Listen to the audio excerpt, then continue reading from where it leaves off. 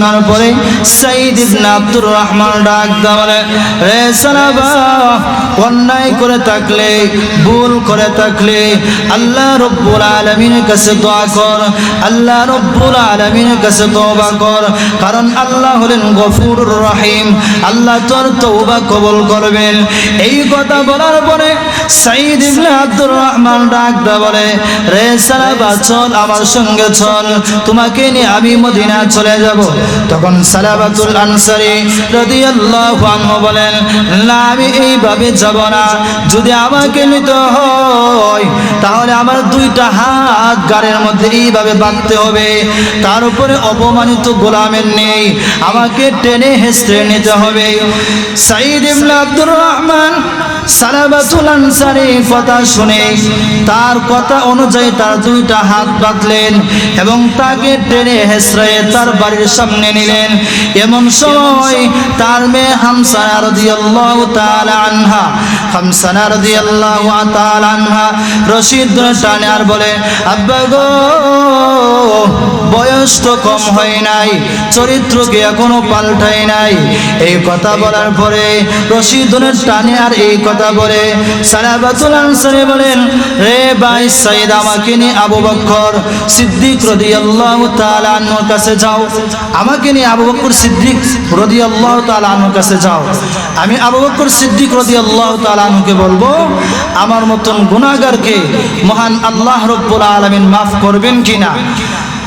হযরতে সাইয়্যিদ ইবনে আব্দুর রহমান রাদিয়াল্লাহু তাআলা আনহু বাধ্য হয়ে সালাবাতুল আনসারীকে নিয়ে আবু বকরের দরবারে গেলেন।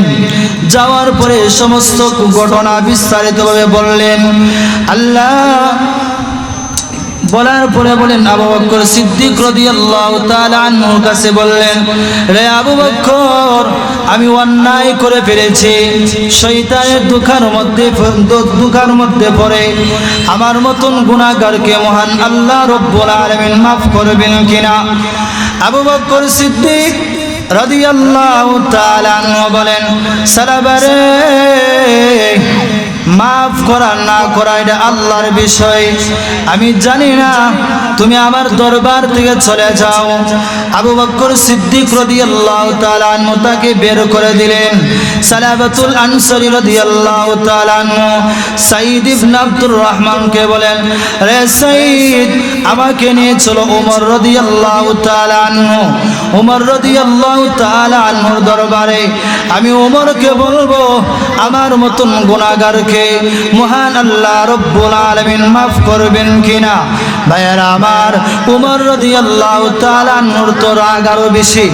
ওমর রাদিয়াল্লাহু তাআলা আনহুর কাছে এই ঘটনা বলার পরে ওমর রাদিয়াল্লাহু তাআলা আনহু বলেন, মাফ করা না করা এটা আল্লাহর বিষয়, তুমি আমার ঘর থেকে বের হয়ে যাও।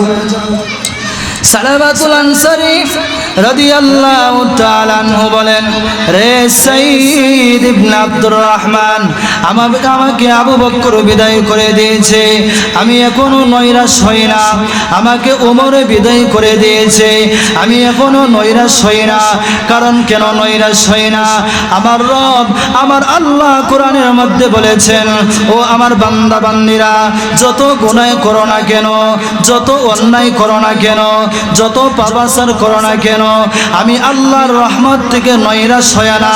তুবু ইলাল্লাহি তাওবাতান, তুবু ইলাল্লাহি তাওবাতান নাসুহা। রে আমার বান্দা বান্দিরা যতই গুনাহ করো না কেন, আমি আল্লাহর রহমত থেকে নৈরাশ হয় না। ভাইয়েরা আমার, এই কথা বলার পরে সালাবাতুল আনসারী বলে, আমাকে চলো হযরতে আলী রাদিয়াল্লাহু তাআলা আনহুর দরবারে। আমি আলী রাদিয়াল্লাহু তাআলা আনহুকে বলবো আমার মতন গুনাহগারকে মহান আল্লাহ রব্বুল আলামিন মাফ করবেন কিনা। হযরত আলী রাদিয়াল্লাহু তাআলা আনহুর কাছে গেলেন। আলী রাদিয়াল্লাহু তাআলা আনহুর কাছে ঘটনা বলার পরে আলী রাদিয়াল্লাহু তাআলা আনহু বলেন, মাফ করা না করা এটা আল্লাহর বিষয়, তুমি আমার দরবার থেকে বের হয়ে যাও। এইভাবে যখন আবু বকর সিদ্দিক রাদিয়াল্লাহু তাআলা আনহু তাকে বের করে দিলেন, হযরত ওমর রাদিয়াল্লাহু তাআলা আনহু তাকে বের করে দিলেন, হযরত আলী রাদিয়াল্লাহু তাআলা আনহু বের করে দিলেন। সালাবাতুল আনসারী রাদিয়াল্লাহু তাআলা আনহু বলেন, রে ভাই সাইদ আমার ইচ্ছা ছিল আমার এই ঘটনা যেন আল্লাহ নবী রাহমাতুল লিল আলামিনের কাছে না যায়। আমার ইচ্ছা ছিল যেন আল্লাহ নবী রাহমাতুল লিল আলামিনের কানে যাওয়ার আগে আমার এই বিষয়টার সমাধান হয়ে যাক। কিন্তু যখন আমাকে আবু বকর সিদ্দিক রাদিয়াল্লাহু তাআলা আনহু বের করে দিয়েছেন, আলীও বের করে দিয়েছেন, ওমরও বের করে দিয়েছেন, আমাকে নিয়ে চলো বিশ্বনবী রাহমাতুল লিল আলামিনের দরবারে। আমার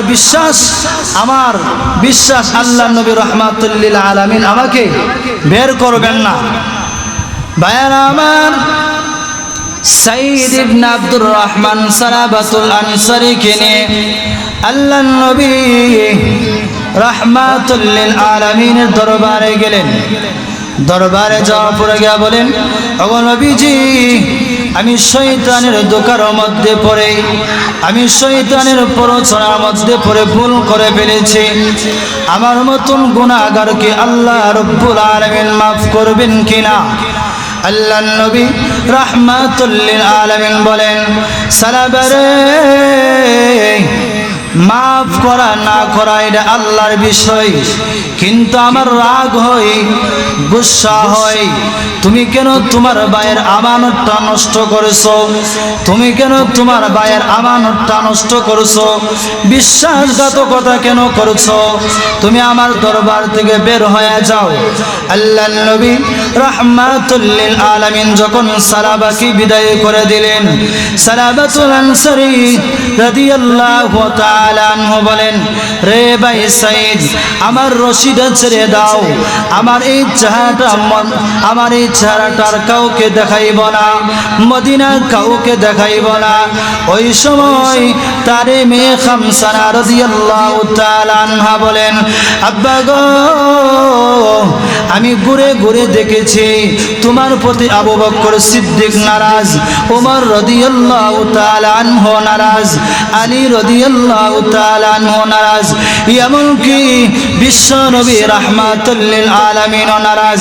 আমি আল্লাহর কসম করে বলি, যতক্ষণ পর্যন্ত তোমার প্রতি আবু বকর খুশি না হবে, ওমর খুশি না হবে, আলী খুশি না হবে, রাহমাতুল লিল আলামিন খুশি না হবে, ততক্ষণ পর্যন্ত আমি তোমাকে আব্বা বলে স্বীকার করব না।